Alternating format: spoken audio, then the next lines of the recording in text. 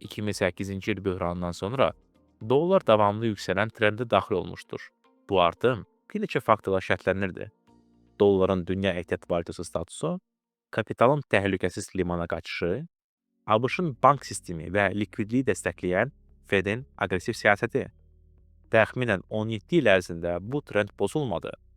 Bütün korreksiyalar maksimaların yenilənməsi ilə bitirdi və dollar qlobal maliyyə sistemində dominant mövqeyini qoruyurdu.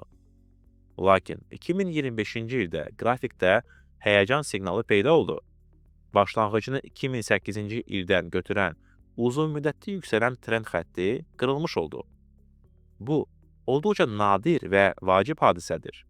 Texniki analizdə bu cür qırılmalar tez-tez müvəqqəti korreksiyaya deyil, qlobal trendin dəyişməsinə işarə edir. Qırılmadan sonra qiymət trend xəttindən yuxarı sürətlə qayıda bilmədi. Hər sıçrayış əvvəlkindən daha zəif oldu, eniş zamanı həcmlər artmağa başladı. Bu onu göstərir ki, iri bazar iştirakçıları tədricə dollardan çıxırlar.